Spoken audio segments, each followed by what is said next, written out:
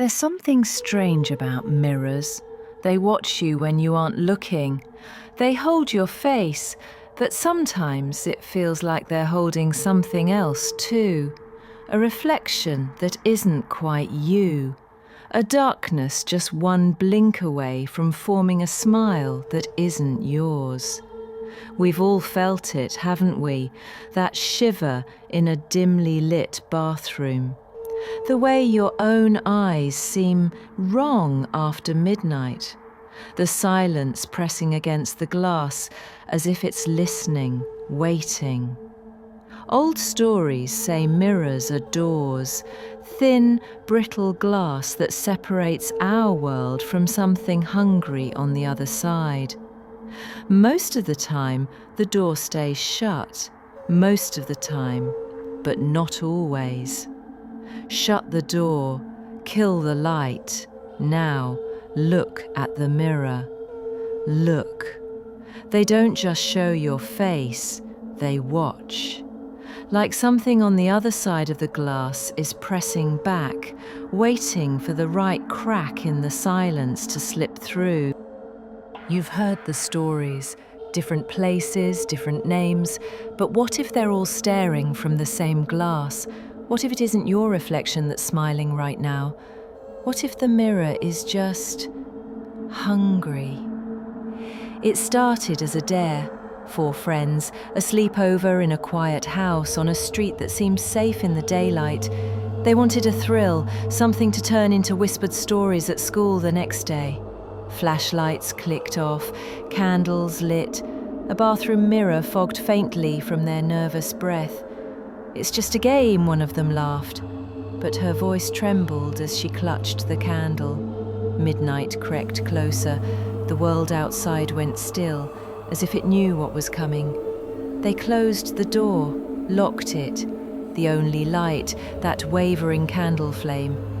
One by one, they leaned toward the glass, their own faces looking back, pale and stretched, pupils too wide. They began to chant. Once, nothing. Twice, the candle flickered. The third time. Later, no one could agree on what they saw. A shadow where no one stood. Eyes in the glass that weren't theirs. A grin that split far too wide. One girl swears she felt a cold hand on her shoulder. Another says something whispered her name from inside the mirror. When they turned on the lights, the candle was gone, melted to nothing but a smear of wax. And on the fogged mirror, 3 words had appeared, written backwards. They thought it was just a prank. One of the girls laughed. Too loud, trying to break the tension, but her laugh cracked halfway through, because she saw it first.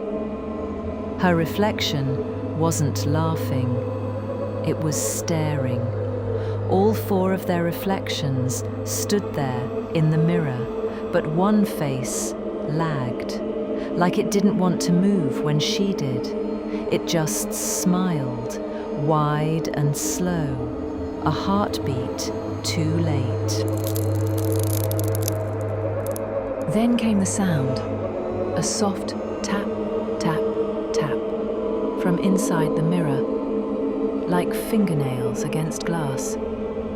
1 tap for each of them, 4 taps, then silence. They didn't wait. They screamed, flung open the door, bolted out into the hall. The candle snuffed itself in the rush of air. And that's when they noticed.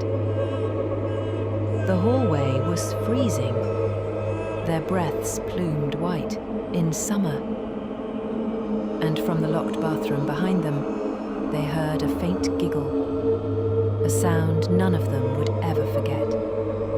High-pitched, playful, hungry.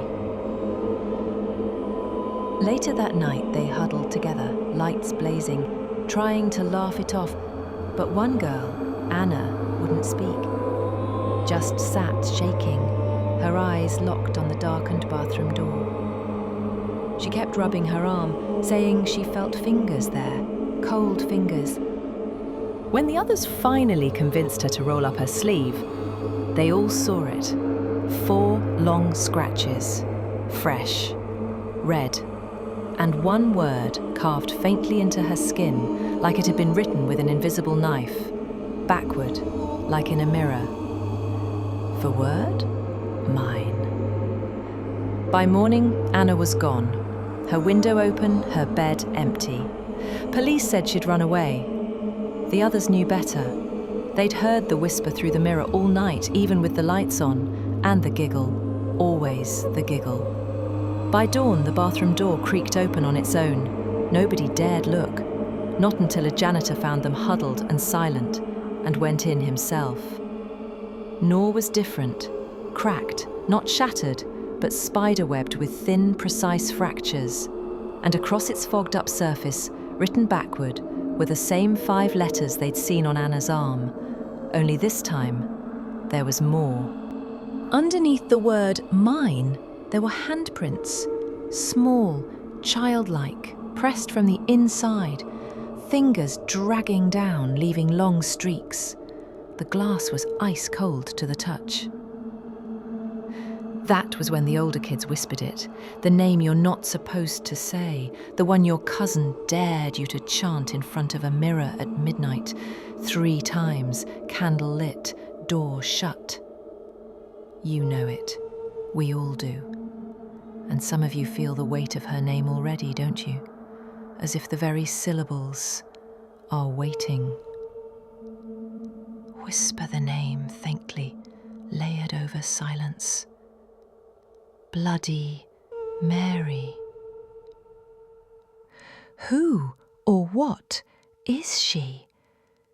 That's where the stories blur and split. Some say she was Mary Worth, a witch burned for dark magic centuries ago, her soul bound to mirrors by those who killed her. Others insist she's Mary Tudor, Bloody Mary, the English queen who bathed her reign in blood and never forgave the living.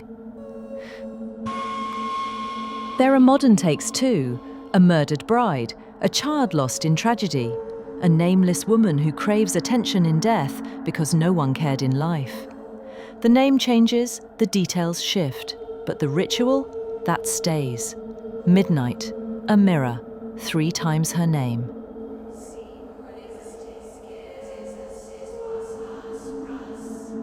Variations exist around the world. In Japan, she's Hanako-san, the spirit of a schoolgirl haunting bathroom stalls. In Latin America, La Llorona's reflection is said to follow you home. Across cultures, the mirror is always a portal, a thin glass membrane where grief, rage, and hunger can slip through. And if you ask believers, the rules are simple. Call her at your own risk. Some say she'll scratch you. Others claim she whispers secrets you were never meant to hear. The unlucky ones, they vanish like Anna. No blood, no struggle, just gone. And the mirror cracks a little more. Anna's case wasn't the first. It never is. 2 years earlier, in a different town, a girl named Lily claimed she saw a pale woman in the mirror smiling back at her. The problem? Lily wasn't smiling. The woman reached toward the glass, and Lily woke up with 3 bloody scratches down her cheek. The school said it was self-inflicted. Lily swore she'd been asleep. Then there was Jenna, 12 years old. Her friends dared him one Halloween to say her name. They laughed when nothing happened. But days later, her mum found his toothbrush in the freezer. Her bed soaked with ice water, and every mirror in their house fogged over with tiny handprints. You see, these stories float around every generation. The details differ. The terror doesn't. Skeptics have an explanation. They talk about the mind's power. Stand in front of a mirror by candlelight too long, and your brain starts filling in shadows, making faces where there are none. Psychologists call it the Troxler effect. Your vision blurs and your own reflection warps. A scientific answer for an ancient fear.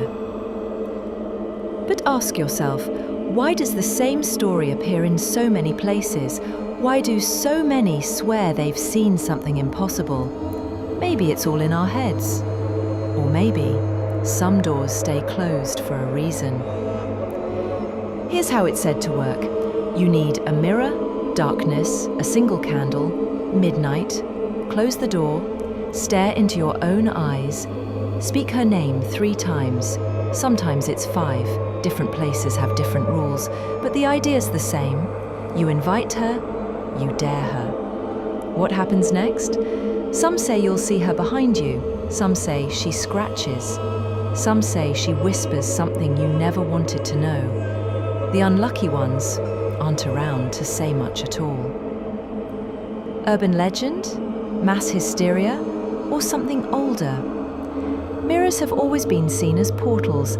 Maybe she's been there all along, just waiting for you to look too long. I'm here.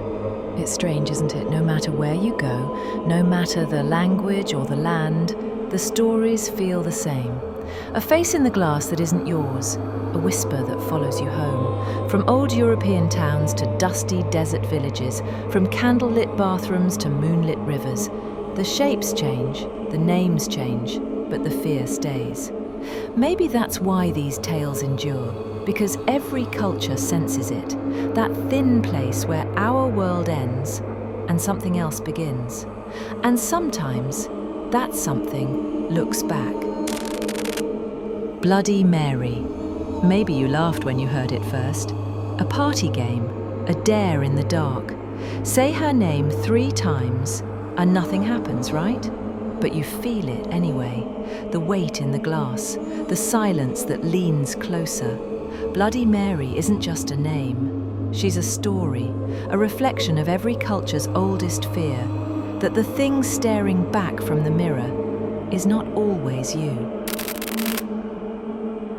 Tonight, we only cracked the surface. We stayed with Mary, but she's not alone behind the glass. Across the world, other names are whispered in other tongues. Names of children who never left the school bathroom. Mothers who weep by rivers. Faces that press against the glass long after midnight. Often now as if leaning in. They're all waiting, and a mirror is never just a mirror.